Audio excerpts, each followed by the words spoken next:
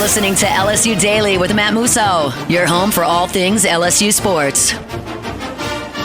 Off and running here on another edition of LSU Daily. The Tigers go into Fayetteville and say to hell with those 3-point games we've been playing against the Razorbacks. Score a big win, 24 points, 34-10 over Arkansas on the road in a hostile environment to move their record to 6-1, remain perfect in SEC play at 3-0, take some pretty nice steps in the process and overcome some pretty shady play at some points as well. But all in all, y'all, it wrapped into being a pretty relatively stress-free win over a team and a program, especially in a spot like that has just been a thorn in your side for a very, very, very long time. And for that, we are going to celebrate here on LSU Daily. So welcome in again. Glad to have you with me. Please share, subscribe, like, follow me on social media. That's greatly appreciated. At Musso Matthew on Twitter X. You can find me on Facebook as well, Instagram, if you see fit. All of that is greatly appreciated. We'll let you hear from Brian Kelly and his post-game thoughts on the game. We'll kind of go through the game as well. There's a few observations, obviously, to take hold of. But, I mean, look, we're going to start with just that is a huge win for this team with all the outside distraction going on this week. And we spent plenty of time talking about it leading up to the game, where you're coming off the win against Ole Miss. You're coming off the field storm. There's a lot of emotion wrapped up in 2 Saturdays ago when you scored that win, and you made a lot of big plays when you needed to. You weren't the best team all night, but you came through when it mattered most, and you scored the upset win on your home field, and it was just euphoric. It was everything that night was supposed to be. And then you have to pack up and go on the road and face an Arkansas team that's scrappy, that definitely presents problems, that is going to have their quarterback ready to go in this game. They're coming off a bye. It's a night game. And it's a game that the last 4 had been decided by 3. It's a game where you went into this same scenario just about 2 years ago after you beat Alabama, and we saw how sleepy and sleepwalkish LSU was there. Add in the fact that you have a giant look-ahead spot with Texas A&M, the only other undefeated team in the SEC. Now, I mean, Texas was obviously there too, but you know, staring you straight in the face of what could just be this monster showdown. And credit LSU. They went in there and they took care of business, and they weren't perfect. I think they actually just committed another false start, but they weren't perfect by any stretch of the imagination. But the good far outweighed the bad. You were able to run the ball. Arkansas did what they do. They turned the ball over, and you capitalized off of all of it. Your defense got into one hell of a groove where you allowed 1 touchdown, and that came in the second quarter. Like, that's another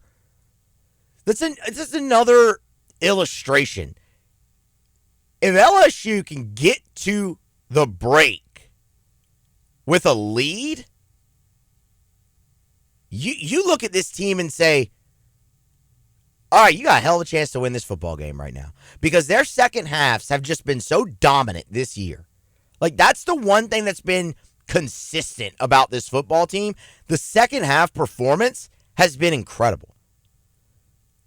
I mean, Nichols, you pulled away in that one. UCLA, you shut them out. South Carolina, you were able to stage a comeback where you were down at one point in that game 17-0, and the majority of that came in the second half. Ole Miss, you held them out of the end zone in the second half. Arkansas held them out of the end zone in the second half. Like, you've been really, really good. So, and you were dominant there again. So overall, just a huge win for LSU in a huge spot that could have been really sticky, that looked ripe for an upset. And y'all, there were plenty of people picking the upset. I get it, college game day is not the be-all, end-all, right? But I thought that was indicative of how probably a lot of people around the country felt about this game, where you have 6 panelists make a pick, and it's split right down the middle 3-3. And when you watch the game back, it really was anything but split. LSU was clearly the better football team, and for once, they flexed their muscle. And again, they weren't perfect. They had to work around some things that we're about to go through.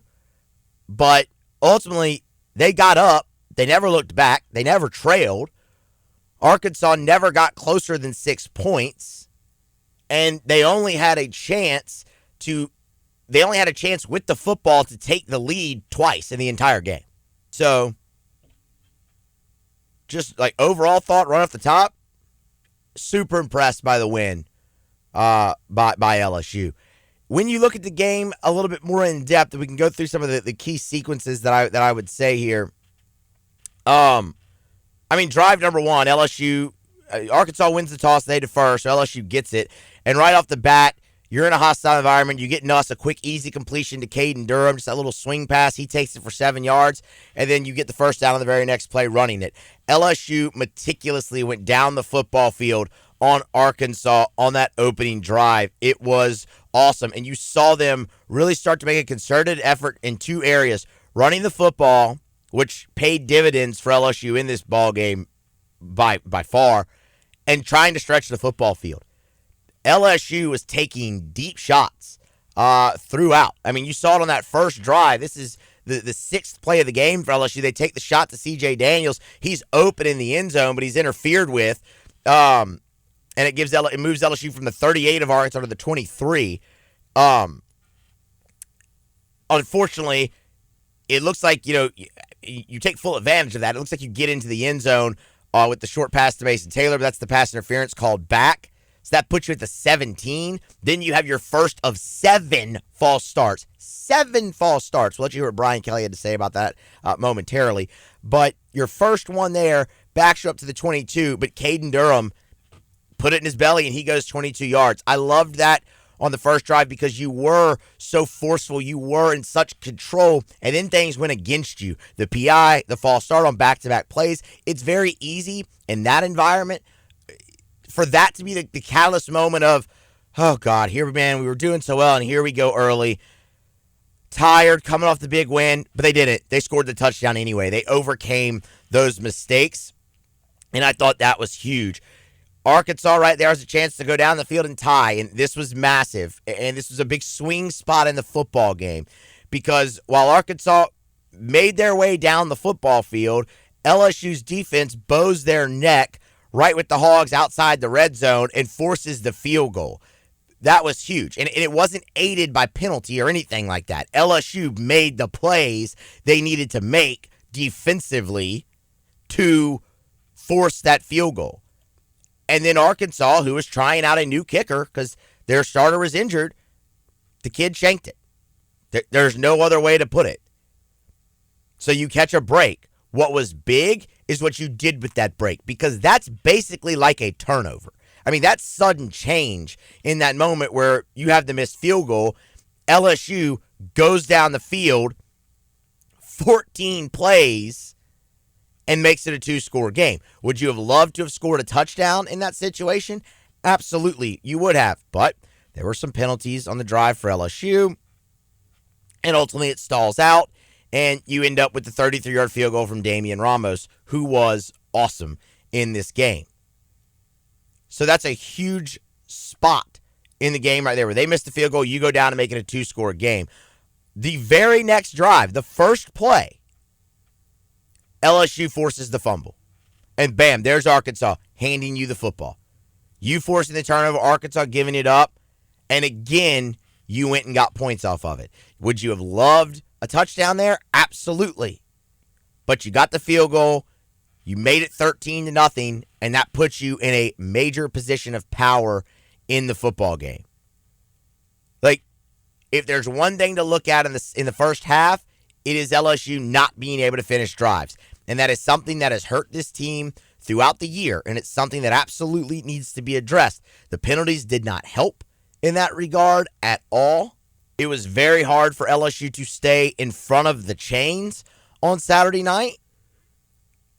But you did get points in each one of those drives, and they were in key moments. The only drive, LSU had five possessions in the first half. The only one they didn't score on was when they took a knee to end the half. And that's huge. Because right after your second field goal, Arkansas finally puts a drive together and scores a touchdown. But credit LSU, they go right down the field again and make it a two-score game with the third field goal of the first half at 16-7, and that's what you would go to the you would go to the break with. And you know what? Forgive me. I said earlier that Arkansas had the ball with a chance to take the lead twice. It was only one time. Forgive me on that. It was 16-7 at the half.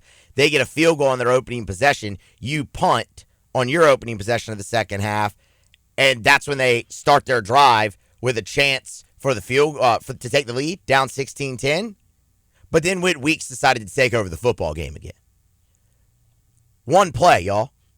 One play, and Whit Weeks is all up in Taylor Green's face, tips the ball up, intercepts it himself. One play later, LSU's up 24-10, and it is over. It is over at that point. We talked about sucking the air out of the building for LSU. A 13-0 start was the first step. That play by Whit Weeks, that sequence where he tips the ball, intercepts it, and then Caden Durham on the very next play scores the touchdown, that sucked the air right out of the building. The other things we talked about all week was Arkansas's turnovers. And we looked at the turnover ratio for each team, saw LSU was +1 and Arkansas was -2. Said, it doesn't feel like that big of a separation, but that's 3 turnovers difference. How many times did Arkansas turn the ball over Saturday? 3. How many times did LSU? 0. The difference was right there. And what was huge, you got points off of all but one of them. But the 2 that really mattered, you got 10 points off of. The fumble in the first half, that interception in the second half. The third fumble was on Arkansas' third turnover, was on their second to last drive, and LSU just ran the clock out, turned it over on downs, whatever. But that was absolutely massive. And Whit Weeks wasn't done. Whit Weeks wasn't done for good measure. For good measure, on Arkansas's ensuing drive, after you take the 24-10 lead, you have 3rd and 10, and there goes Whit Weeks again. Huge sack on Taylor Green, 10 yards, forces the punt. And LSU went and added another field goal, and then ultimately Caden Durham would put the exclamation point with the touchdown. You'd win at 34-10. But those 3 moments were the swing moment for me were the most pivotal moments for me in the game. When Arkansas missed that field goal and you went down and made it a 2-score game. When Arkansas finally got on the board and scored the touchdown, you went down the field again and made it a 2-score game. And then the interception from Weeks and the touchdown Durham. That is where the game ultimately was decided. Now, LSU running the football was massive in this game. First of all, your offense was much more balanced, but it allowed you to dominate time of possession. LSU ran the ball more than they threw it on Saturday night. Yes, you heard me correctly. LSU ran the football more than they threw it on Saturday night. 36 runs, 35 passes. First of all, great balance, but those 36 runs netted you 160 yards on the ground. And it netted you 38 minutes of time of possession in this game. Keep that offense on the sideline. Keep the defense out there. The turnovers helped with that too. But if you're going to avoid the letdown, you just hold the ball and take the crowd completely out of it. They did. 21 carries for Caden Durham, 101 yards, and 3 scores. Caden Durham, LSU sent out this note. Caden Durham is the first running back at LSU as a freshman, first freshman running back to go for 100 yards and 3 touchdowns in a game since 1995. The guy has just had a fantastic freshman season. Ultimately, it's 22 touches for him in the game. I think that is a fantastic sweet spot to have him in because I think he's just that dynamic. And when you look up at Nuss's stats, He throws for 233, didn't throw a touchdown. If I told you going into the game that Garrett Nussmeier was not going to throw a touchdown pass, you probably wouldn't have guessed LSU 34, Arkansas 10. But because you were able to run the football as well as you were, you didn't need Garrett Nussmeier to be Superman and save you once again. And granted, he had one taken off the board because of pass interference. But anyway, the point remains. I thought Nuss played very well. I thought what really stuck out, his presence in the pocket Saturday was fantastic. He climbed that thing up and down, side to side, everywhere. Like, the mobility of Garrett Nussmeier showed off fantastic, I thought, on Saturday. He was able to extend some plays with his feet and ultimately complete passes downfield because of it. It's not going to show up in a rushing stat, but just the way he manipulated the pocket on Saturday night, I thought was fantastic from Garrett Nussmeier. I thought it was a great return for C.J. Daniels. Had his best game so far in an LSU uniform. I thought they had made a concerted effort to get Trey'Dez Green involved. It's only one reception for 8 yards, but they looked his way plenty of other times. Aaron Anderson had some massive catches in this football game to extend drives for LSU, and they were huge throws from Garrett Nussmeier. So all in all, look, you would have loved to have finished drives off with touchdowns. You didn't, but you put up 34 points, 395 yards, and you ran for 160. I'm very pleased with what LSU did on offense in this football game against Arkansas. Here was Brian Kelly after the game on what worked so well in the running game. I just think that this has been a constant focus over the last few weeks of really detailing out the things that we believe we do well and sticking with it. And being really committed to it. Like, we stuck with it, and quite frankly, we got the looks this week that allowed us to have a better running game as well. So commitment to it. In preparation, we're spending a lot of time in our preparation during the week on our run game. We believe we can throw it as well as anybody. We need to continue to have this kind of success in the run game. It was fantastic. Whit Weeks leading the defense. Yet again, 9 tackles in the game. He had another sack. He had the interception, as we talked about, the pass defense. He was all over the field, especially in that second half, took over. He was awesome. He really paced that defense. He's now the leading tackler in the Southeastern Conference, which is fantastic to see. Brian Kelly after the game on what made the defense so effective. We made some mistakes on the first drive, quite frankly. We had some errors. I think our guys were a little bit distracted emotionally. They were so charged up. We made some errors. We settled down, and I think what happened after that was guys did their job the way they were supposed to do it when they needed to do it, and that's execution, really. And they executed. They're beginning to execute it at a much higher level consistently, and it starts with controlling the line of scrimmage. They could not run the ball. They became one-dimensional, and when that happens, we can get after it, and we can get after the quarterback, and we made life difficult for him. LSU stopping the run is just one of the biggest improvements this team has made from week 1 to now. Taylon Green looked good. Like, he did. When he was moving around in the pocket, when he was extending plays, they got him out on the run to throw the ball. He looked really good. He looked healthy. But he didn't get anything on the ground. And neither did Jaquindon Jackson.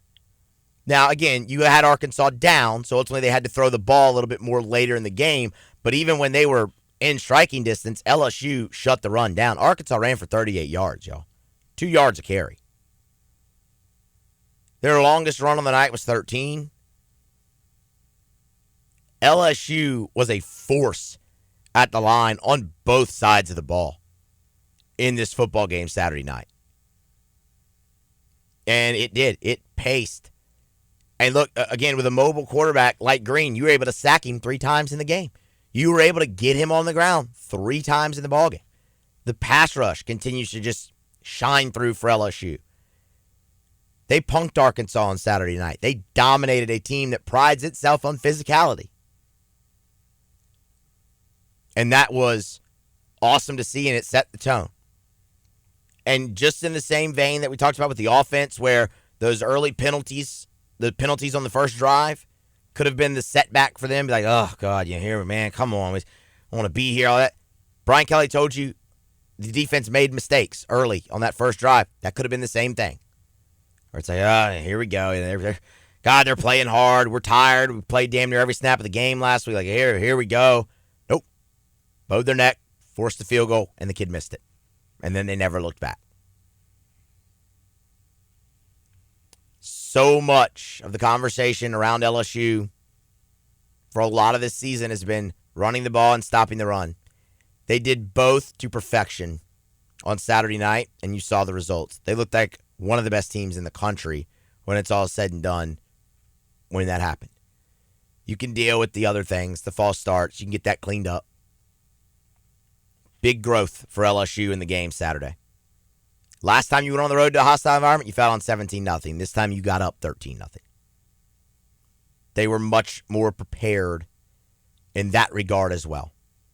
Big growth shown by LSU Saturday night. Big win. I enjoyed the hell out of that.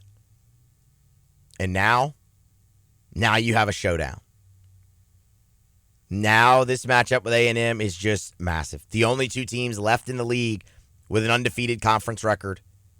Both of them, one loss on the road, Kyle Field, where you haven't won since 2016. Buckle up. It's going to be a really fun week, and that's going to be one hell of a football game. We have plenty of time to talk about it. Y'all smash the like, get subscribed if you have not already. Share, follow me on social media as well, and be here next time for more on LSU Daily.